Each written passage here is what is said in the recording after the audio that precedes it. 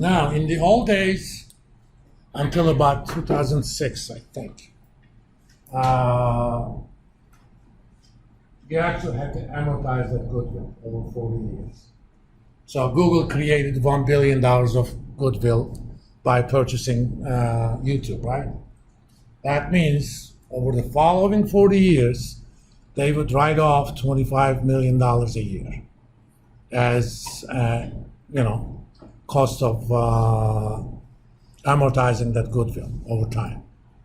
In a sense, over time, you're kind of paying for it. But nowadays, there is no such requirement. In fact, you're going to leave it as it is unless you recognize that that goodwill is not there, which means the asset is impaired. Unless the asset is impaired, which is accounting speak for significant loss of value. You do not do anything with goodwill. If and when you recognize an impairment, you say, okay, I had $1 billion, but if I wanted to sell this thing right now in the market, I can't sell it for 1.5 anymore. Maybe I can get more. That means goodwill went down to $500 million. So you have to recognize that extra $500 million is a loss of goodwill and recognize it as a loss. That's the way you do accounting of goodwill these days. Biggest example, well, you guys are too young to remember MySpace, right? Anybody remembers MySpace? It was the Facebook before Facebook. Now it's where you can find all sorts of people that you don't want to be associated with, including child molesters, child pornographers. I mean, it's kind of the wild west of search engines. But before Facebook, Wall Street Journal, that's owned by Fox, I think it was either 05 or 06, I don't remember the exact date. They bought MySpace for about $500 million. And they figured, hey, this thing is going to go big. Nobody knew how to monetize these things yet, but everybody was sure that they were going to find a way.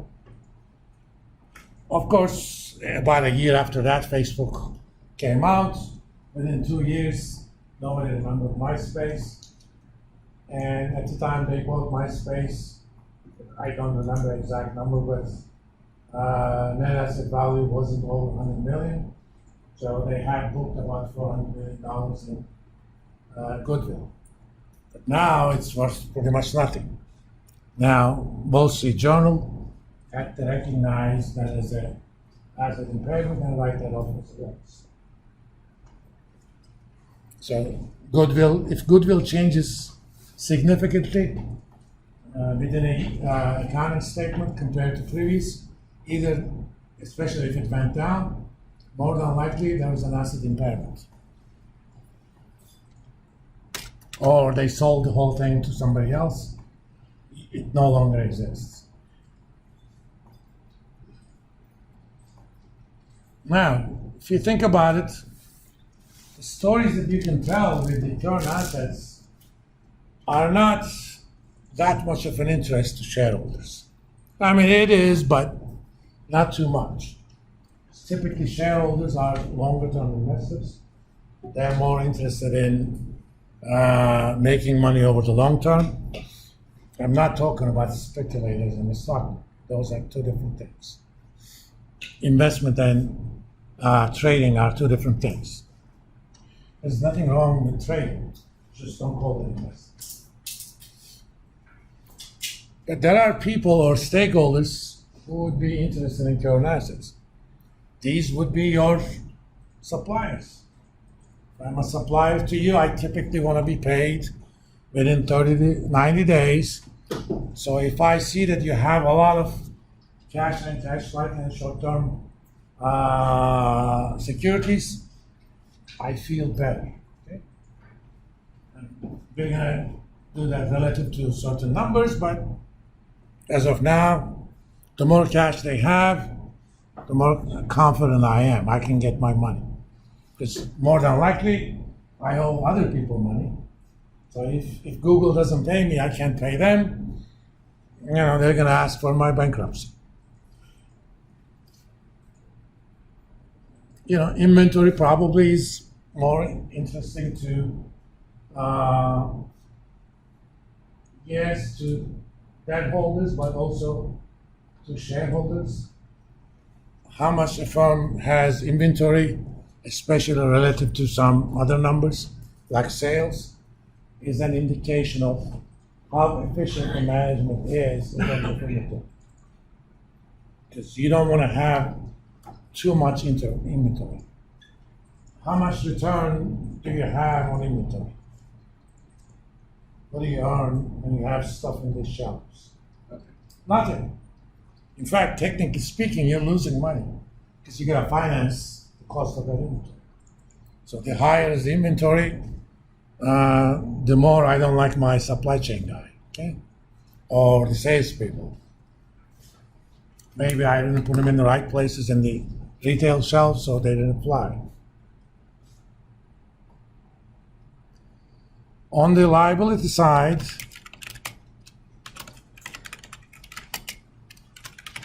again, we're going to look at current liabilities, CL, and long-term debt. Current liabilities are obligations of the firm that are due within a year.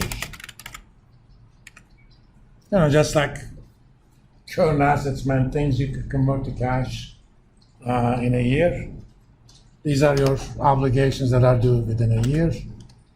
Long-term debt is the rest. Such as, and among current liabilities, you have accounts payable.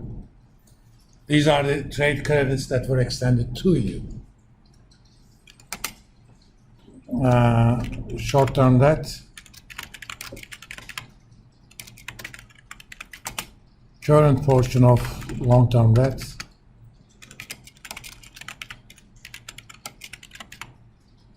and generically we're going to call it other current liabilities.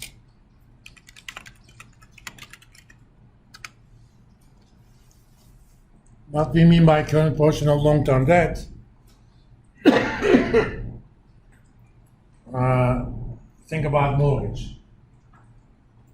It is a long-term debt, but every year we're going to pay a certain portion. Technically speaking, that's not short-term debt, but the current portion is short-term debt. Among other current liabilities, you have some technical items. One of them is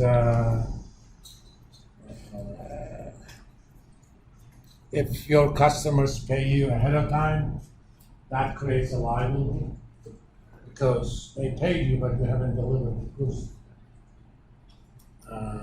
So that creates a liability. You have deferred taxes after the fiscal year. You say, okay, I'm going to owe $2,000 in taxes, but legally I can defer paying those 5 years.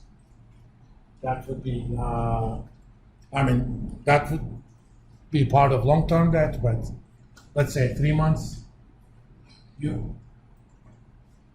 the taxes have accrued, but you haven't paid them.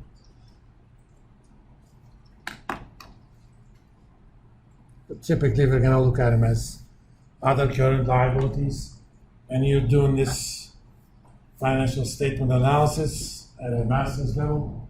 You actually look at that sort of stuff because you need to clean them up because they're not typically part of the firm's regular operations. And owner's equity. Oh, so total liabilities at a minimum are current liabilities plus long-term debt. We will also define something called net working capital. This is current accounts minus current liabilities. The excess of assets that can be converted into cash over a year, less obligations that are due over a year. Then we can rewrite the basic, the balance sheet identity.